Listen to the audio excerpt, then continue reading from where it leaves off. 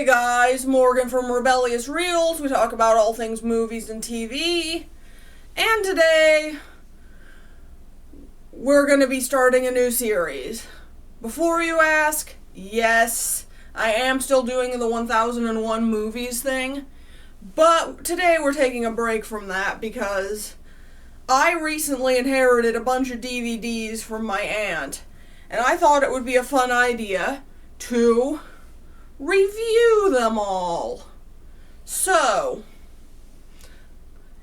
before we get started, I should probably tell you that these movies will be reviewed in no particular order, and that today we are starting with an 80s classic, 16 Candles. So, when I saw this movie in my aunt's collection, I was excited. I saw The Breakfast Club when I was a teenager, and I loved it. So, I was excited to check out another John Hughes directed teen comedy. And I remained excited all the way up until 2 nights before I actually watched it, when I watched someone else's reaction to it and saw that it looked super problematic. But then I thought, nah, I can appreciate problematic things if they have other elements that are good. After all, this book, Around the World in 80 Days by Jules Verne, is one of my favorite books of all time, and it has all sorts of colonial stuff in it. Yeah, that should tell you something about my taste. So surely I could appreciate this movie even if it did have some problematic elements, right? So what did I get with 16 Candles? Well, I'm of two minds when it comes to this movie. On one hand, it's fairly well made for what it is. The shots all look nice, the soundtrack is pure 80s bliss. The acting is good. And there were some genuinely funny moments in this. And even some heartwarming ones. On the other hand, the main character, Sam Baker, played by Molly Ringwald, is the only one of the characters that I didn't want to punch in the face. Some of the humor could be pretty cringy, and yes, there was plenty of stuff in this movie that did not age well. The whole movie is centered around Sam's entire family forgetting her 16th birthday, and this is a flimsy premise for a movie. For one major reason.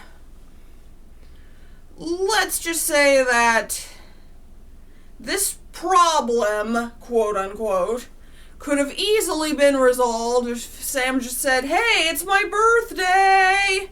If a conflict can be this easily resolved, erase and start over.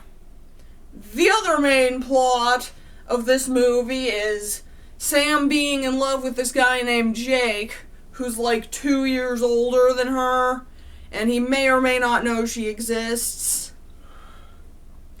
So yeah, it's a typical teen rom-com plot, basically. There's also this other guy called the Geek, who is clearly wanting to have sex with Sam, so bit of a love triangle there. And let's just say that both of these guys are completely unlikable. Like, you have the Geek, who is a complete pervert to Sam and also to another girl who we'll get to. And Jake will get to it. Anyway, after an entire day of shenanigans, Jake and Sam end up together, and we get the iconic scene of them sitting at the table with the birthday cake. And yeah, in other words, it has a pretty typical teen rom-com ending as well. Anyway, now let's talk about some pros and cons. Let's start with the positives here. There were a couple scenes in this movie that made me laugh. One of my favorites being the moment where Sam realizes that she just gave her underwear to this guy and a whole bunch of people paid to see it. And yeah, that's the scream she does after finding that out is pretty funny.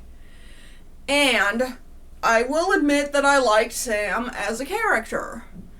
Like, on one hand, yeah, she's a bratty teenager, but on the other hand, I'd say that she's just bratty enough for me to not want to punch her in the face, but bratty enough to be, realistic. In other words, she's pretty much what I want in a teenage character. I also like the scene where Sam's dad apologizes to her for forgetting her birthday.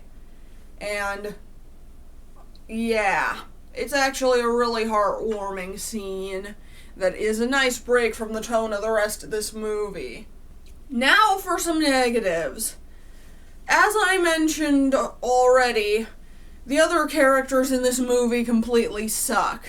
Jake starts out sympathetic enough, but then he spends the entire movie fanboying over Sam, even though he hasn't broken up with his current girlfriend yet. But that's the least of his problems.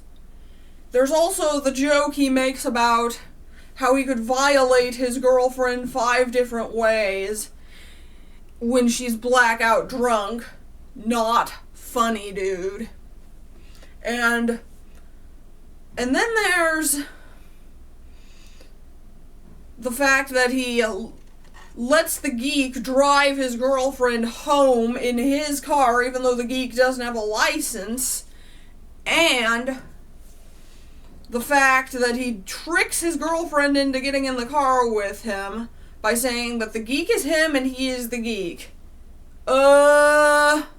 This is making me very uncomfortable right now.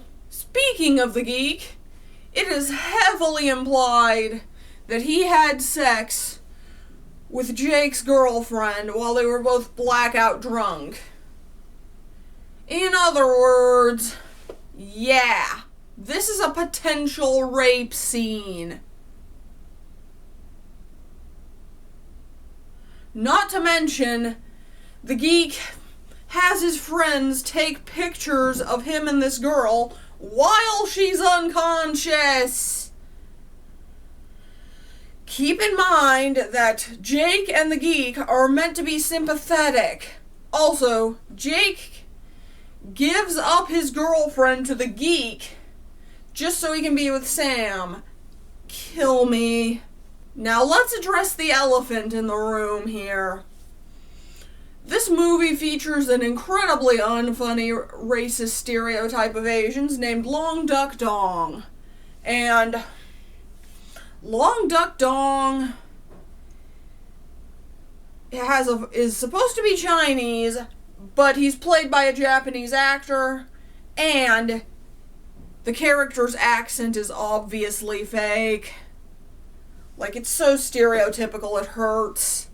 By the way, I would like to point out that this is not just me being overly modern and this movie is a product of its time. There was a New York Times article that came out in 1984 that is actually linked on this movie's Wikipedia page that called Long Duck Dong offensive even back then. So no, this isn't a matter of, oh, it's a product of its time. But speaking of that argument, I could totally see people using the exact same argument for the sexual harassment and potential rape scenes in this movie. And I get it. People were ignorant back then, let's be real. But that's actually why I am not critiquing the homophobic language or the toxic masculinity present in this movie, because people didn't understand that stuff back then. But rape is not something I can just excuse. It's honestly pretty gross. And I wish more people had called this out back then. That said, I don't think I would hate the rape scene that much if it wasn't played in such a lighthearted way and completely free of consequences. See, I'm one of those people who believes you can make anything funny if you do it well. But this movie does not. But even ignoring the problematic stuff, there is some really cringy humor in here. Especially that gong sound that plays every time Long Duck Dong appears. Like, seriously, whoever thought that was a good idea should have been fired. That said, I will admit this movie is pretty fun to watch at points. And I did enjoy some aspects of it. But man, there is just so much that did not age well in this movie that I can't possibly recommend it to anyone who's not already a big fan of this genre. In other words, extremely light 6 out of 10, and only recommended for, again, people who like this genre. I like this genre, so I kinda got into it to an extent. But if you're not into it, this is not a good place to start, or even finish. I probably will never watch this movie again, to be honest, but for a one-time watch, I've seen a lot worse. It's a slice of dumb fun that definitely has its problematic elements, but as a fan of a lot of 80s teen movies, this kind of works for me. Barely. And that's my review. Don't forget to comment, like, and subscribe. I'm Morgan from Rebellious Reels, and I'm out.